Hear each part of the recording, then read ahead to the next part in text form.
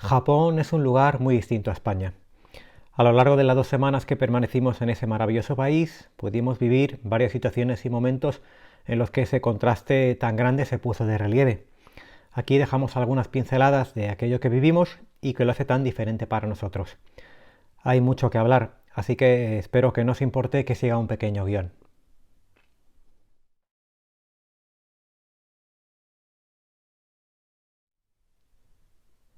Sin duda, la mayor diferencia entre nuestra cultura occidental y la japonesa se encuentra en la comida. El país más consumidor de pescado del mundo no es precisamente la mejor opción para aquellas personas a las que no les guste el pescado. Pero en Japón no todo es sushi y sashimi. Hay muchísimas opciones. De hecho, los restaurantes están categorizados por tipos de comida. Están los especializados en pescado, en marisco, en pasta, en carne, en okonomiyaki.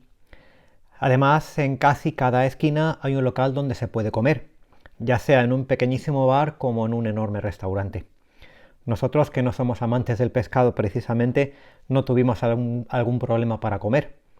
Unos días era pasta, otros días era carne, otros días era sushi, otros días íbamos de dulces por la calle.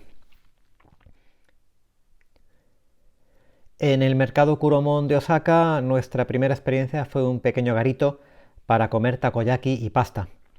El takoyaki es harina de trigo hecha una bola relleno de pulpo, es decir, pulpo rebozado. La verdad es que ese lugar daba la sensación de ser un poco guarrete. Tenía apenas 2 mesas, pero queríamos probar algo típico en un lugar muy de allí. La experiencia, sin ser para tirar cohetes, nos permitió una primera toma de contacto con la comida japonesa. Salimos vivos. Otra experiencia típica la vivimos junto a la estación, también en Osaka, en otro pequeño bar con 3 mesas y una barra, donde pedimos para cenar okonomiyaki. La mal llamada tortilla japonesa, digo mal llamada porque no es tortilla, sino que se cocina con los ingredientes que decidas, mayoritariamente verduras, que te hacen a la plancha delante de ti, en nuestro caso, y te sirven con forma redondeada, con cierto parecido a una tortilla de patata, pero ahí acaban las similitudes. Fue una experiencia curiosa porque teníamos al lado a un japonés que pidió brochetas de pollo, suponemos que en salsa teriyaki, pero que en medio de la cena se durmió sobre la barra.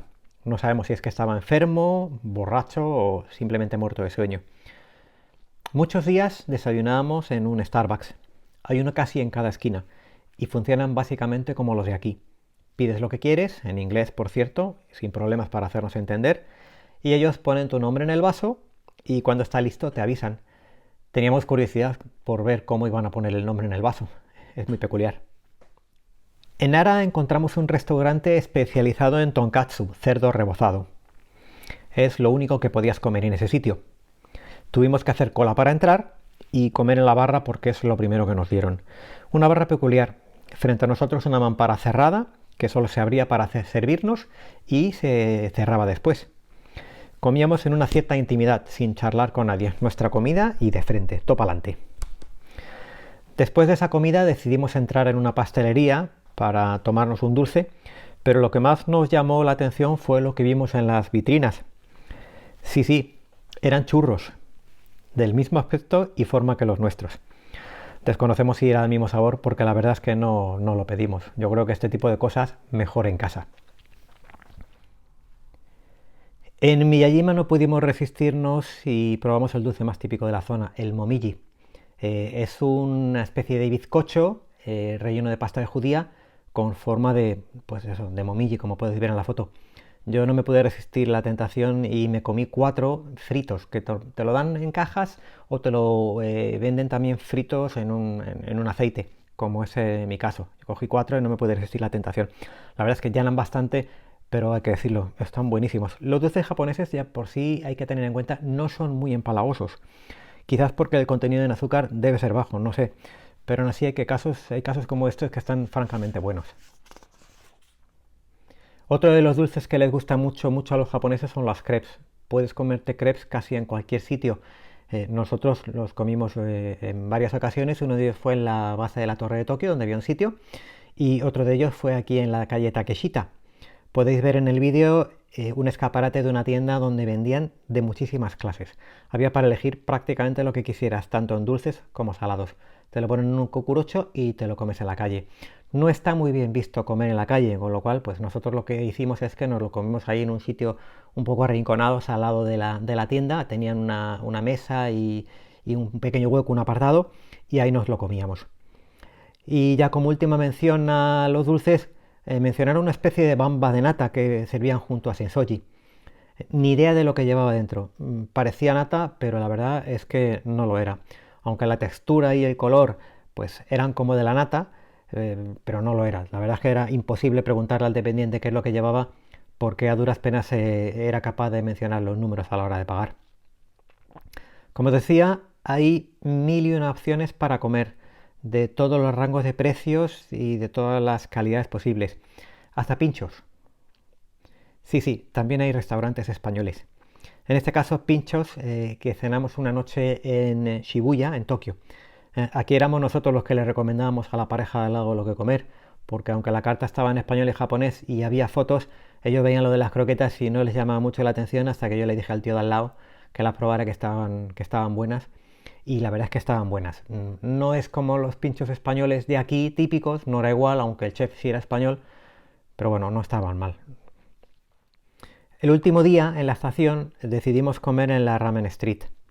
Es una calle debajo de la estación donde hay muchísimos restaurantes, todos de ramen. Ahí los restaurantes funcionan de la siguiente manera. Haces cola hasta que te toca.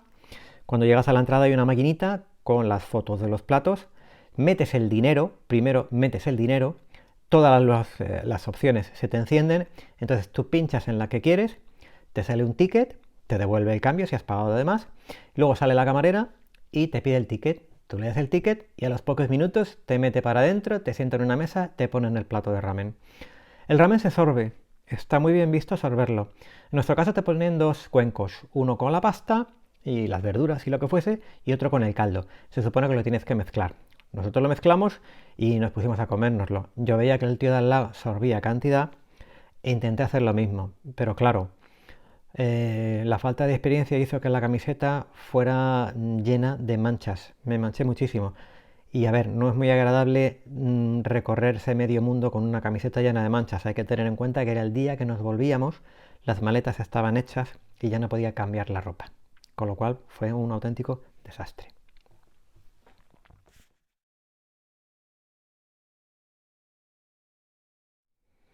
En el capítulo de los transportes tenemos que mencionar como el tren y el metro los grandes aliados de los viajeros. Es casi obligatorio para quien viaje a Japón comprarse el Japan Rail Pass, que se tiene que hacer antes de llegar allí. Allí no se vende. Tú lo compras desde aquí, te mandan el Japan Rail Pass y cuando llegas allí, en un aeropuerto o en una estación de tren, lo canjeas por la tarjeta física que te van a dar y que te va a servir para entrar y utilizar todos los trenes de la línea JR y los trenes de Shinkansen, los trenes bala, no todos ellos, una parte nada más. Se ahorrará mucho dinero y te servirá para, como decía, todos esos trayectos de la JR. Lo primero que hicimos tras el check-in en el hotel de Osaka fue bajar la estación, canjear el bono por el pase en las oficinas habilitadas para esto. La persona que nos atendió hablaba inglés perfectamente y pudimos entendernos sin problemas, con lo cual ahí acabó todas nuestras preocupaciones con el tema del idioma. Moverse por el país en tren es muy fácil. Hay carteles e indicadores por todas partes. Cuando llegas a cada estación hay carteles con la tipografía occidental, aparte de la propia japonesa, y además los paneles te van avisando en inglés y en japonés con nuestros caracteres de la hora de salida, los destinos, el nombre del tren, etcétera, etcétera. El Shinkansen, el tren bala japonés, es un tren extremadamente puntual. Sale siempre a su hora. Si te dice que las horas de salida es las 8:05, a las 8:05 estás saliendo y no te enteras. El tren arranca y de repente cuando te estás moviendo miras el reloj y dices, anda, a las 8:05. Es muy muy cómodo, muchísimo espacio entre asientos. Nunca había visto tanto espacio entre asientos. Viajar en este medio de transporte, la verdad es que es muy agradable. Se puede descansar perfectamente después de un viaje, después de hacer una excursión larga. Se puede descansar, vas a ir muy tranquilo y muy bien. El metro también resulta muy fácil de utilizar. A pesar de que hubo casos en los que nos encontramos pasillos larguísimos, nunca nos llegamos a perder porque ha estado todo perfectamente bien señalizado. Solo tuvimos un pequeño incidente en Osaka el primer día que nos metimos en el metro. Tú llegas a las máquinas para pagar y claro, eliges el idioma inglés y pues no sabes qué hacer, porque no sabes ni cuánto dinero tienes que meter ni nada de nada. Hasta que una japonesa, pues muy amablemente, vio que estábamos un poco atascados y nos preguntó, ¿dónde vais? Pues le dijimos el nombre de la estación, entonces ella señaló un mapa que tenían justo encima, dice, ¿ves el mapa? Sí. ¿Ves tu estación? Sí. Bueno, pues ahí tienes el precio. Tienes que meter ese importe, te sale el billete. Y efectivamente, metes el importe, te sale el billete y con el billete ya pasas directamente por los tornos y entras para adentro. La verdad es que, como ya había dicho, a pesar de la gran cantidad de personas que se desplazan por las estaciones, pues es bastante difícil perderse. Nunca llegamos a tener la sensación de que estábamos perdidos.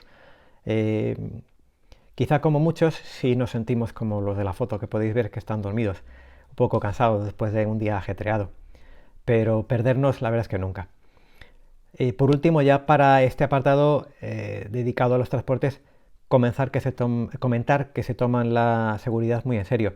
Tan es así que el día que llegó a Kioto el tifón, pues los trenes de la JR pararon la circulación y la estación se quedó completamente desierta.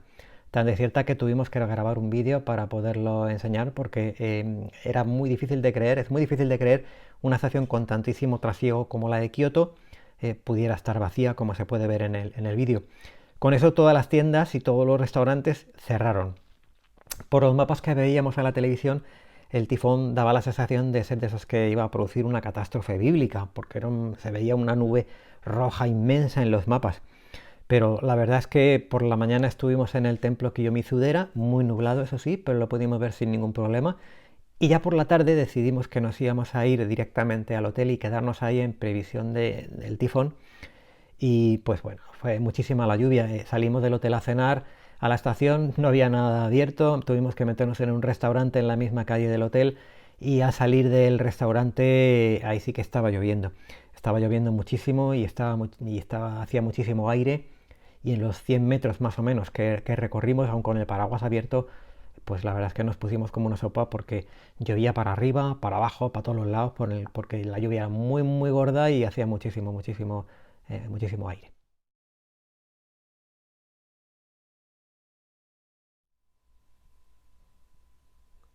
Los japoneses cuidan muchísimo sus parques y jardines. Tanto a la hora de proyectarlos como de disfrutarlos se ve la importancia que tienen para ellos. No se limitan solo a los bonsáis y además los construyen con innumerables formas, valiéndose de infinidad de plantas, de minerales y por supuesto, como no, del agua también. Los jardineros son verdaderos maestros, capaces de recrear la naturaleza. Hay quienes creen que los orígenes del jardín japonés se remontan al origen sagrado de los espacios naturales, llegando a asegurar que se crean porque el caos de las piedras sagradas comunica al mundo de los humanos con la naturaleza y los dioses. En los parques y jardines de todo el país, el florecimiento primaveral de los cerezos anuncia el símbolo de la fugacidad de la vida, y el rojo del arce del otoño atrae a muchos visitantes. Aunque cualquier época del año es buena para visitar Japón, hacerlo en estos dos momentos dará un plus al viaje, aunque hay que elegir muy bien las fechas, ya que como buen evento de la naturaleza las fechas varían de un año para otro. Personalmente nos llamaron mucho la atención los jardines de algunos de los templos que visitamos, tal vez más que los propios parques grandes, como el de Nara o el de Ueno en Tokio. Jardines como los de Kinkaku-ji, Jinkaku-ji en Kioto o incluso el jardín Zen con arena y piedra de Ryoanji, también en Kioto te dan la sensación de sentirte en armonía con la naturaleza. Quizás no forman parte de sus parques, pero a veces nos tocaba mirar también para abajo, ya que en varios lugares pudimos encontrarnos con tapas de alcantarillas y con baldosas con una decoración exquisita. Fue tanto en Osaka como en Nara y en Tokio.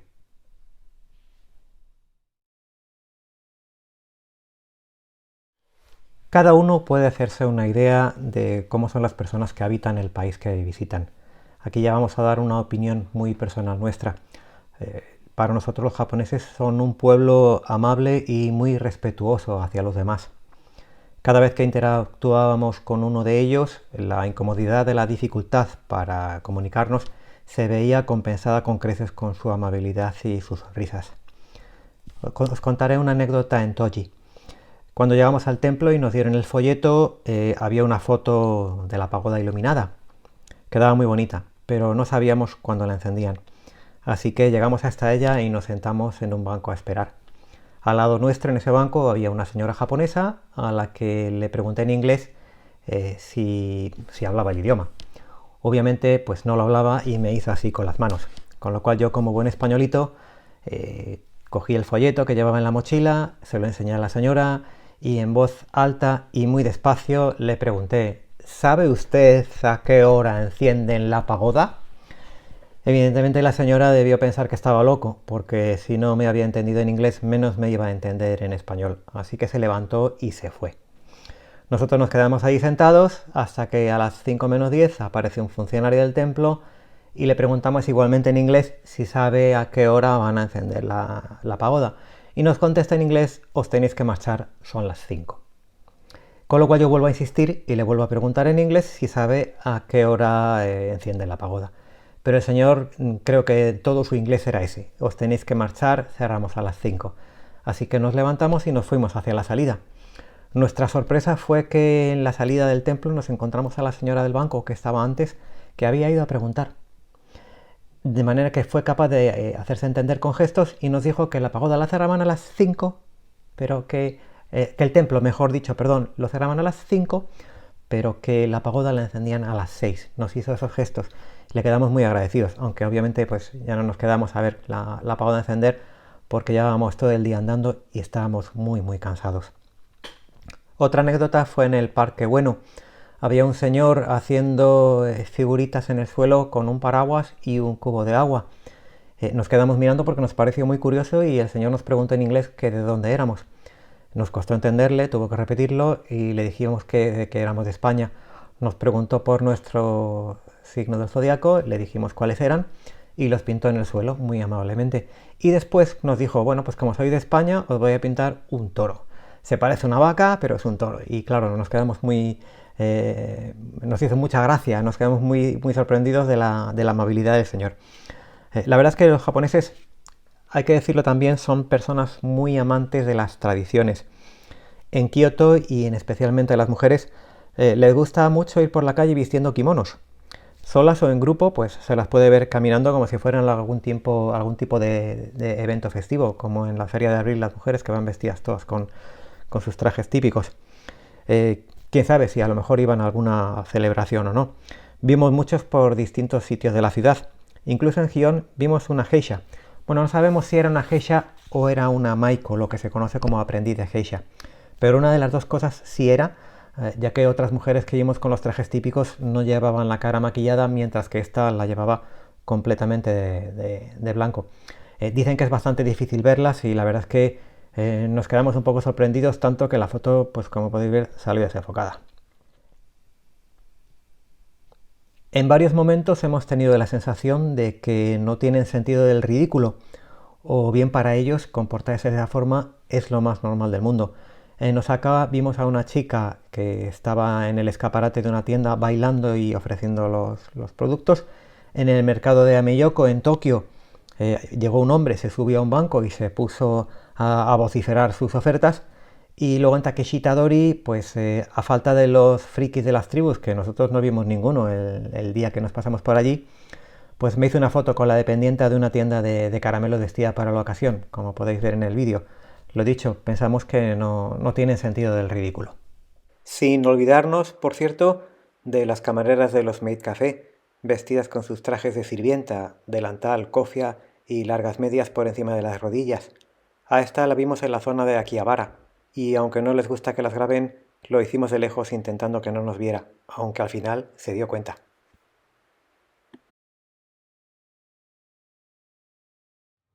En resumen, Japón es un país bullicioso, lleno de vida, muy consumista, pero a la vez muy respetuoso con las normas. Está prohibido fumar en las calles, muy respetuoso con sus tradiciones, amante de la tecnología, donde nada te dejará indiferente. Si te ha gustado el vídeo, suscríbete al canal, dale al like y deja tus comentarios. Y mira los otros vídeos que tenemos colgados. Y si quieres saber más de nosotros, entra en nuestras páginas web.